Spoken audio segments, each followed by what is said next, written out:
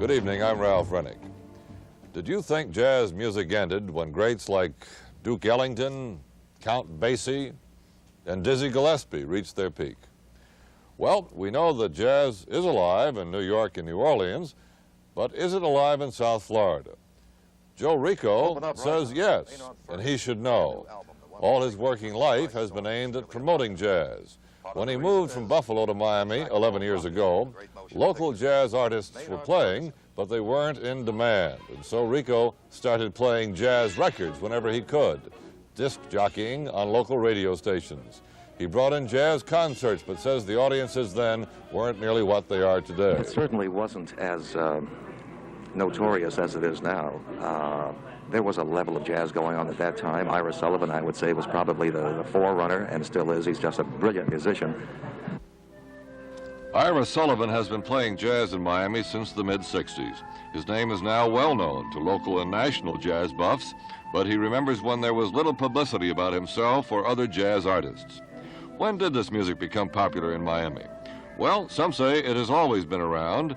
Others insist WBUS radio exposed audiences to jazz.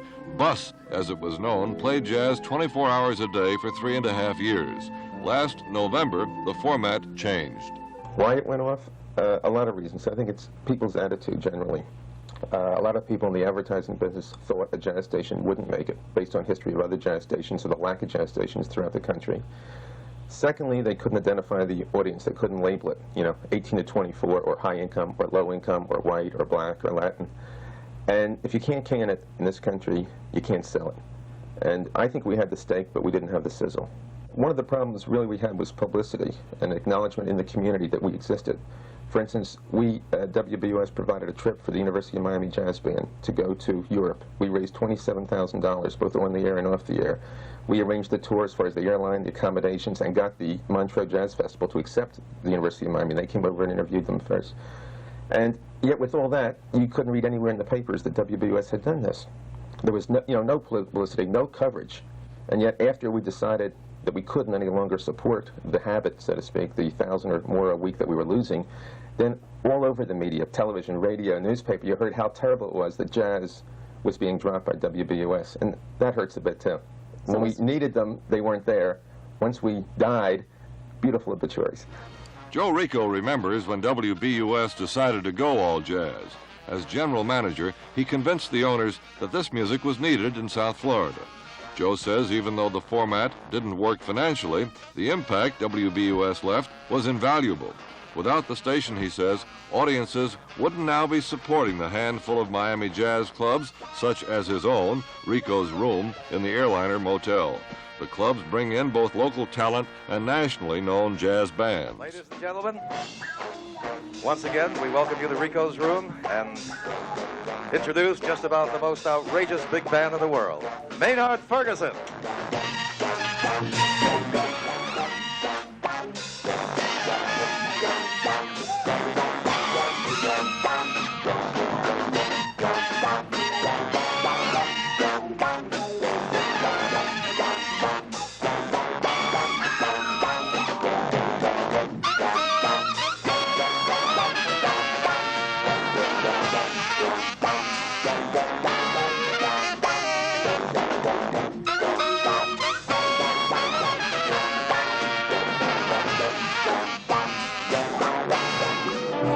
Jazz rooms aren't the only places you hear this music.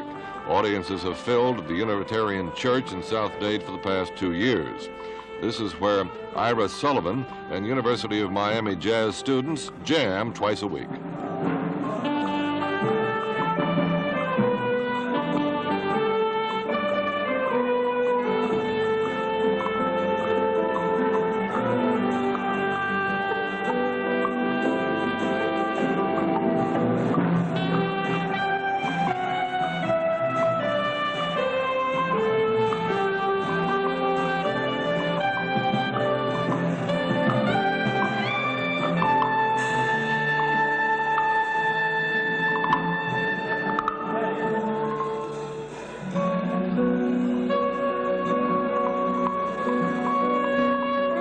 Ira says he doesn't care if the audience isn't watching.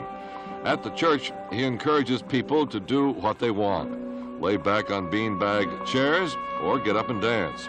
Jazz, he says, is a personal experience for the audience and a practical experience for the musician. Trying to give the young musicians a place to play where they can realize their highest potential and not have to pander, shall we say, to the marketplace, or where they have to just always play exciting music. You know, right now, tonight it's been quite exciting here, but a lot of times we get very cerebral and very creative and go whatever way we want, make up our own melodies, make up our own tunes, and this is what these people are studying. They're studying a highly sophisticated form of music at the university, and usually when they go out to earn their first money playing jobs, it's either playing disco or rock or some kind of entertaining music, and it's a far cry. The level is far lower than what they've really been studying for.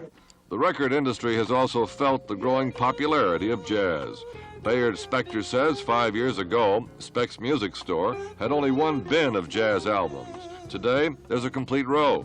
He attributes the burst of sales to WBUS. Where that format has stopped on WBUS, each individual station pretty much has gone and taken what they think would best accommodate their format, and has gone and taken some of the jazz music now.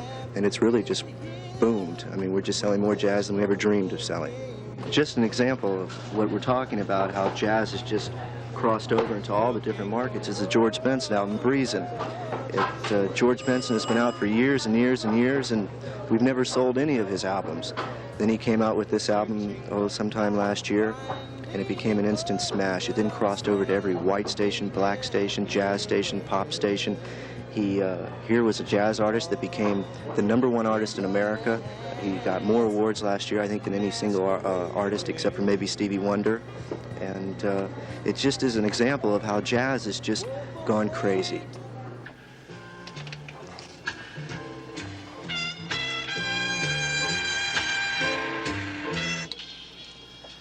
Hello, everybody. This is Joe Rico once again. Jazz Classics on WTMI. Stereo 93, we're here from 11:30 right till 3 o'clock in the morning. From the Florida Keys to the Palm Beaches, we welcome you aboard once again.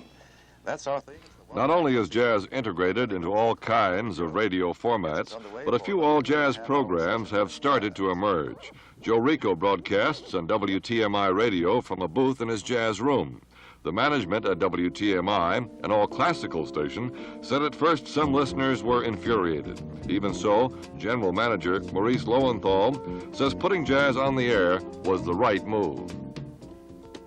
We felt we had some kind of an obligation to fill a need and a void that was created by us going off the air.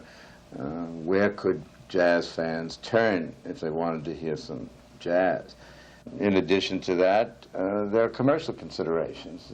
We are a commercial station, and we're always caught, perhaps, between the aesthetic and the commercial values, and we have to make decisions constantly. But one of the things that it helps, and there's no question about it, if we sell time, as we have been, we're sold out on the jazz at that hour, because jazz fans listen between 11:30 and 3. Joe Rico admits playing 3.5 hours of jazz isn't the same as having the luxury of continuous programming. Although finding advertising hasn't been a problem, now he's the one selling time. At WBUS, there was a staff. Now he's the staff. Who does Joe Rico sell to? Rico says it's the affluent, the more sophisticated. WBUS management says it couldn't pinpoint its audience. Ira Sullivan has an idea why many of the younger generation are becoming converted jazz fans. There are many young people involved in jazz, and that started happening during the rock movement, because people like Charles Lloyd and Miles Davis and Chick Corea and groups like that were mixed in with the other music at a rock concert. And now the young people are becoming aware of jazz, of course, because it's able to be heard, you know, through recorded music and through artists coming down here and appearing at Gusman Hall and places like that. Whether it's rock music that's responsible for jazz's popularity or WBUS for nurturing and cementing a jazz community, jazz is gaining momentum in South Florida. Louis Armstrong wouldn't be surprised. He once said, "What we play is life and the natural thing. Playing for the highest people to the lowest. That's the way it's supposed to be. I don't ever have to wonder about my public. Whether they're young or old, it's the same appreciation."